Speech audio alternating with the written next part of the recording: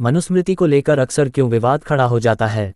मनुस्मृति, एक लड़की हमेशा अपने पिता के संरक्षण में रहनी चाहिए, शादी के बाद पति उसका संरक्षक होना चाहिए, पति की मौत के बाद उसे अपने बच्चों की दया पर निर्भर रहना चाहिए, किसी भी स्थिति में एक महिला आज़ाद नहीं हो सकती।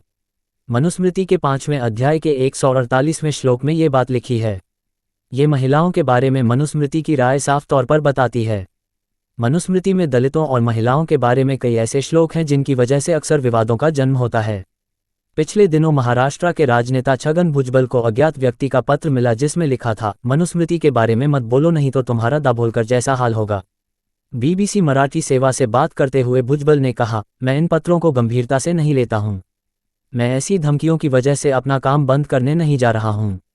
बाबा साहेब अंबेडकर ने मनुस्मृति को जलाकर इस देश को संविधान दिया है जो कि सभी लोगों के बराबरी का अधिकार देता है। अगर मनुस्मृति उन विचारों को वापस लेकर आ रही है जिनकी वजह से हमें हजारों सालों तक शोषण झेलना पड़ा तो हम मनुस्मृति को एक बार फिर जलाएंगे। हम इसकी आलोचना करेंगे। मैं किसी से नहीं डरता हूं। इससे पहले संभाजी भिड़े ने मनु को संत तुकाराम और संत जनेश्वर से भी महान बताकर विवाद पैदा किया था। संभाजी भिड़े एक हिंदूवादी नेता हैं जिनके पश्चिमी महाराष्ट्र में कई अनुयायी हैं। पीएम नरेंद्र मोदी ने साल 2014 के अपने भाषण में संभाजी भिड़े का समर्थन किया था और 2018 के फरवरी महीने में भिड़े के साथ एक तस्वीर ट्वीट की थी। भिड़े अपने कट्टर हिंदूवादी विचारों के लिए जाने जाते हैं और वह खुलकर मनुस्मृति का समर्थन करते हैं। जनवरी 2018 में भीमा कोरेगांव दंगे में उनकी कथित भूमिका सामने आने के बाद उनके खिलाफ एक शिकायत दर्ज कराई गई थी। मनुस्मृति में लिखी हुई बातें बीते कई सालों से विवादों की वजह बनी हैं। लेकिन क्या मनुस्मृति सच में इतनी विवादित किताब है? मनुस्मृति में आखिर है क्या? इतिहासकार नराहर कुरुंदकर बताते हैं, स्मृति का मतलब धर्मशास्त्र होता है। ऐसे में मनु द्वारा लिखा गया धार्मिक लेख मनुस्मृति कही जाती है। मनुस्मृति में कुल 12 अध्याय हैं जिनमें 2684 श्लोक हैं। कुछ संस्करणों में श्लोकों की संख्या 2964 है। मनुस्मृति कुरुंदकर अब तक मनुस्मृति पर 3 लेक्चर दे चुके हैं। इन तीनों भाषणों को एक किताब की शक्ल दी गई है जो मनुस्मृति के अंदर की दुनिया के बारे में बताती है।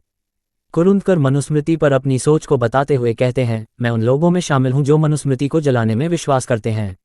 मनुस्मृति के फॉर्मेट को समझाते हुए कुरुंदकर कहते हैं, इस किताब की रचना ईसा के जन्म से 200-300 सालों पहले शुरू हुई थी। पहले अध्याय में प्रकृति के निर्माण, 4 युगों, 4 वर्णों, उनके पेशों, ब्राह्मणों की महानता जैसे विषय शामिल हैं। दूसरा अध्याय ब्रह्मचर्य और अपने मालिक की सेवा पर आधारित है। करवा चौथ। तीसरे अध्याय में शादियों की किस्मों, विवाहों के रीति रिवाजों और श्राद्ध यानी पूर्वजों को याद करने का वर्णन है।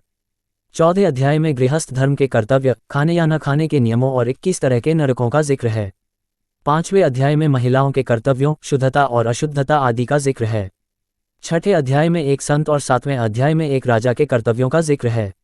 8वां अध्याय अपराध, न्याय, वचन और राजनीतिक मामलों आदि पर बात करता है। 9वें अध्याय में पैतृक संपत्ति, 10वें अध्याय में वर्णों के मिश्रण, 11वें अध्याय में पापकर्म और 12वें अध्याय में 3 गुणों व वेदों की प्रशंसा है। मनुस्मृति की यही सामान्य रूपरेखा है। मनुस्मृति में अधिकार, अपराध, बयान और न्याय के बारे में बात की गई है। ये वर्तमान समय की आईपीसी और सीआरपीसी की तरह लिखी गई है। महिलाएं। पंजाब यूनिवर्सिटी में इतिहास पढ़ाने वाले राजीव लोचन बताते हैं कि ब्रितानी लोगों के भारत आने से पहले इस किताब को कानून की किताब के रूप में प्रयोग नहीं किया गया था। मनुस्मृति को इतनी प्रसिद्धि कैसे मिली? राजीव लोचन मनुस्मृति के इतिहास को समझाते हुए कहते हैं, जब ब्रितानी लोग भारत आए तो उन्हें लगा कि जिस तरह मुस्लिमों के पास कानून की किताब के रूप में शरिया है, उसी तरह हिंदुओं के पास भी मनुस्मृति है। इसकी वजह से उन्होंने इस किताब के आधार पर मुकदमों की सुनवाई शुरू कर दी। इसके साथ ही काशी के पंडितों ने भी अंग्रेजों से कहा कि वे मनुस्मृति को हिंदुओं का सूत्र ग्रंथ बताकर प्रचार करें। इसकी वजह से ये धारणा बनी कि मनुस्मृति हिंदुओं का मानक धर्मग्रंथ है। लाइन जेएनयू में हिंदुत्ववादी विचारों पर बैन रहा है। हिंदू भारत के बीमार लोग हैं। अंबेडकर लाइन। ब्राह्मण के प्रभुत्व के लिए मनुस्मृति। राजीव लोचन बताते हैं, जब बुद्ध संघों की भारत में ख्याति फैलने लगी थी तो ब्राह्मणों ने प्रभुत्व कम होता देख इस किताब को लिखकर अपने प्रभुत्व को फिर से जमाने की कोशिश की। उन्होंने एक मिथक रचा कि ब्राह्मण का स्थान समाज में सबसे ऊपर है और समाज में ब्राह्मणों और दूसरे लोगों के लिए अलग अलग नियम हैं। वर्णों के मुताबिक इसी वजह से ब्राह्मणों की कम सज़ा मिलती थी लेकिन दूसरे लोगों को कड़ी सज़ा मिलती थी। ये कहा गया कि जो व्यक्ति गलत काम करेगा उसे कड़ी सज़ा का सामना करना पड़ेगा। ये किताब बताती है कि किसी भी स्थिति में ब्राह्मणों का सम्मान किया जाना चाहिए। किसी भी महिला का कल्याण तभी हो सकता है जब एक पुरुष का कल्याण हो जाए। एक महिला को किसी तरह के धार्मिक अधिकार नहीं है। वह अपने पति की सेवा करके स्वर्ग प्राप्त कर सकती है। मनुस्मृति में यही सब लिखा है। लेकिन इन विचारों को चुनौती किसने दी? अंबेडकर। मनुस्मृति ने शूद्रों के शिक्षा पाने के अधिकार को खारिज कर दिया था। शिक्षा देने की विधि मौखिक हुआ करती थी। ऐसे में कुछ ब्राह्मणों को छोड़कर कोई ये नहीं जानता कि मनुस्मृति आखिर क्या है। ब्रिटिश राज के दौरान ये किताब कानूनी मामलों में इस्तेमाल होने की वजह से खासी चर्चित हो गई। विलियम जोनास ने मनुस्मृति का अंग्रेजी में अनुवाद किया है। इसकी वजह से लोगों को इस किताब के बारे में पता चला। राजीव लोचन बताते हैं, महात्मा ज्योतिबा फुले मनुस्मृति को चुनौती देने वाले पहले व्यक्ति थे। खेतिहर मजदूरों, सीमांत किसान और समाज के दूसरे वंचित और शोषित तबकों की शोचनीय हालत देखकर उन्होंने ब्राह्मणों और व्यापारियों की आलोचना की। लाइन क्या जिग्नेश जैसे नेता हिंदुत्व की राजनीति के लिए खतरा हैं? अंबेडकर ओवैसी की दोस्ती के सियासी मायने क्या है? लाइन जब अंबेडकर ने जलाई मनुस्मृति। डॉक्टर बाबा साहेब अंबेडकर ने 25 जुलाई 1927 को महाराष्ट्र के कोलाबा जिले में, वर्तमान में रायगढ़ के महाद में सार्वजनिक रूप से मनुस्मृति को जलाया। अंबेडकर अपनी किताब फिलॉसफी ऑफ हिंदुइज्म में लिखते हैं, मनु ने 4 वर्ण व्यवस्था की वकालत की थी। मनु ने इन 4 वर्णों को अलग अलग रखने के बारे में बताकर जाति व्यवस्था की नींव रखी। हालांकि ये नहीं कहा जा सकता है कि मनु ने जाति व्यवस्था की रचना की है, लेकिन उन्होंने इस व्यवस्था के बीज जरूर बोए थे। उन्होंने मनुस्मृति के विरोध को अपनी किताब कौन थे शूद्र और जाति का अंत में भी दर्ज कराया है। उस दौर में दलितों और महिलाओं को एक सामान्य जिंदगी जीने का अधिकार नहीं था। इसके साथ ही ब्राह्मणों के प्रभुत्व की वजह से जाति व्यवस्था का जन्म हुआ। डॉक्टर अंबेडकर बताते हैं कि जाति व्यवस्था एक कई मंजिला इमारत जैसी होती है, जिसमें एक मंजिल से दूसरी मंजिल में जाने के लिए कोई सीढ़ी नहीं होती है। उन्होंने कहा है, वर्ण व्यवस्था बनाकर सिर्फ कर्म को ही विभाजित नहीं किया गया, बल्कि काम करने वालों को भी विभाजित कर दिया। लाइन अंबेडकर के आगे नतमस्तक क्यों संघ और भाजपा? आपने देखा अंबेडकर का जर्जर होता स्कूल। लाइन मनुवादी और मूल निवासी अंबेडकर के मनुस्मृति जलाने के बाद देश भर में कई जगह इस किताब को जलाया गया। इससे अखबारों में देश और समाज पर मनुस्मृति के प्रभाव जैसे मुद्दों पर चर्चा शुरू हो गई। अंबेडकर ये चीज़ें भारत की स्वतंत्रता के बाद भी चलती रहीं। साल 1970 में कांशी राम ने बामसेफ का गठन किया और ऐलान किया कि समाज 2 हिस्सों में बंटा है, जिसमें से एक हिस्सा मनुवादी है और दूसरा हिस्सा मूल निवासी है। जेएनयू में पढ़ाने वाले प्रोफेसर विवेक कुमार कहते हैं, कांशी राम कहा करते थे कि जातियों की रचना मनुस्मृति के आधार पर हुई है। इससे असमानताओं वाले समाज की रचना हुई। इस वजह से ये समाज 6000 जातियों में बंट गया। मनुवाद का समर्थन किसने किया? मनुवाद का समर्थन करने वालों की संख्या भी कम नहीं है। इतिहासकार नरहर कुरुंदकर समझाते हुए कहते हैं, मनुस्मृति के समर्थकों का एक गुट कहता है कि इस सृष्टि की रचना ब्रह्मा ने की थी और दुनिया का कानून प्रजापति मनु भृगु की परंपरा से आया है। ऐसे में इसका सम्मान किया जाना चाहिए। कुरुंदकर अपनी किताब में इसके बारे में बताते हैं, मनुस्मृति का बचाव के लिए ये भी कहा जाता है कि स्मृतियां वेदों पर आधारित हैं और मनुस्मृति भी वेदों के हिसाब से ही है। इस वजह से इसे वेदों की तरह ही सम्मान मिलना चाहिए। शंकराचार्य के साथ साथ दूसरे धर्मगुरुओं ने भी इसी आधार पर इसका बचाव किया।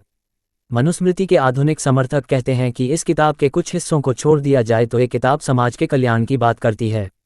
कानून लिखने वाले पहले व्यक्ति, विवादित नेता संभाजी भिड़े ने अपने एक भाषण में दावा किया है कि मनु ने विश्व कल्याण के लिए ये किताब लिखी और वह एक बड़े कानून विशेषज्ञ थे। कुछ लोग कहते हैं राजस्थान हाई कोर्ट में उनकी एक मूर्ति भी लगी है। राजस्थान से आने वाले दलित एक्टिविस्ट पी.एल. मीथारोद बीबीसी को बताते हैं, जयपुर बार एसोसिएशन ने ये मूर्ति लगवाई है।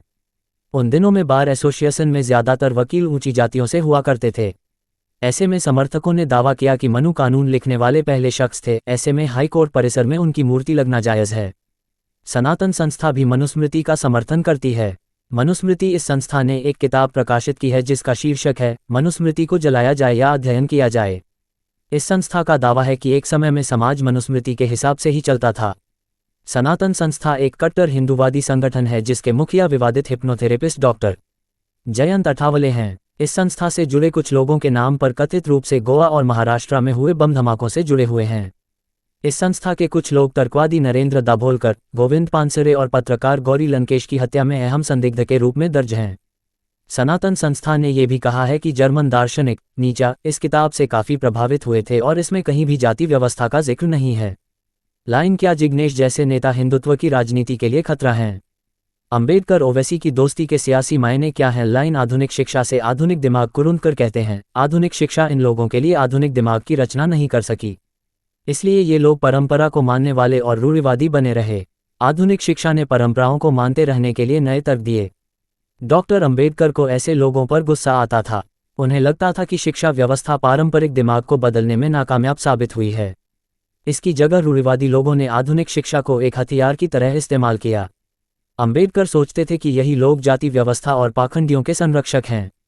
सूचना सिर्फ मान्यताओं और जानकारियों पर आधारित है। यहाँ ये बताना जरूरी है कि यह मेरा वीडियो किसी भी तरह की मान्यता जानकारी की पुष्टि नहीं करता है। किसी भी जानकारी या मान्यता को अमल में लाने से पहले संबंधित विशेषज्ञ से सलाह लें। धन्यवाद।